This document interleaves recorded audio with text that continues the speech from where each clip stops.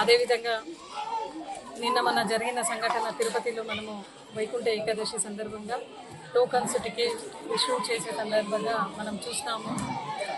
చనిపోయిన సంఘటన కూడా చూసినాము. చాలా బాధాకరంగా ఉంది.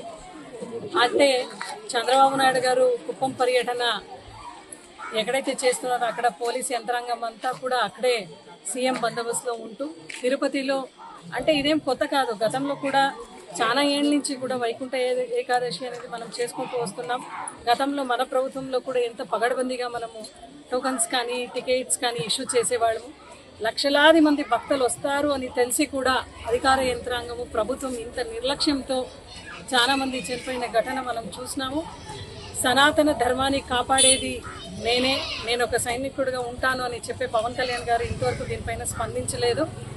మళ్ళా బీజేపీ వాళ్ళు కూడా మోదీ గారు కూడా చాలా పెద్ద భక్తుడు.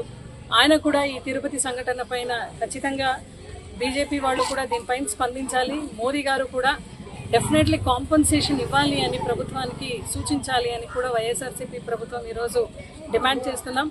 అదేవిధంగా చంద్రబాబు నాయుడు గారు మాత్రము ఇది మొత్తం అఫీషియల్స్ది ఫెయిల్యూర్ అని చెప్పేసి వాళ్ళపైన నెట్టడం కరెక్ట్ కాదు. ఎందుకంటే ప్రజలు భక్తులు తిరుపతిలో చాలా నమ్మకంతో వచ్చి బాలాజీ గారి దర్శనం చేసుకుంటుంటారు. అక్కడ అటువంటి సంఘటనల్లో మహిళలు చాలామందికి అక్కడ రక్షణ లేకుండా, అదేవిధంగా ఎక్కడ చూసినా కూడా తిరుపతిలో కూడా నిన్న మొన్న ఈరోజు కూడా టీవీలో చూస్తున్నాము. ప్రతి ఒక్కరు కూడా దీని గురించి విమర్శలు చేస్తూ, అదేవిధంగా ఈ టీడీపీ ప్రభుత్వం టీడీపీ వాళ్ళే దీన్ని అంటే చంద్రబాబు నాయుడు గారే దీనికి పూర్తిగా బాధ్యత వహిస్తూ ఆయన ఏదైతే నిన్న జగన్మోహన్ రెడ్డి గారు ప్రతి ఒక్క బాధితుని కూడా మాట్లాడుతూ అదేవిధంగా ₹1 ఒక్క ఫ్యామిలీకు వాళ్ళు ఖచ్చితంగా నష్టపరిహారం చెల్లించాలి. ఈరోజు ప్రభుత్వం దిగొచ్చి చెల్లించాలి. ఎందుకంటే ప్రభుత్వం వైఫల్యం వల్ల నిర్లక్ష్యం వల్ల ఇది జరిగింది కాబట్టి డెఫినెట్గా బాధిత కుటుంబాలందరికీ కూడా ఆదుకొని వాళ్ళకి ₹1 ఇవ్వాలని ఈరోజు వైఎస్ఆర్సీపీ పార్టీ ప్రభుత్వంకు డిమాండ్ చేస్తూ ఉంది. అదేవిధంగా కూటమి ప్రభుత్వం ఎక్కడ ఏ ప్రోగ్రాం చేసినా కూడా ఫెయిల్యూర్ అవుతున్నారు. బికాస్ మీకు ప్రజల పట్ల అదేవిధంగా ప్రజల రక్షణ పట్ల ప్రతి ఒక్క చోట్ల కూడా మీరు ఫెయిల్యూర్ అవుతున్నారు.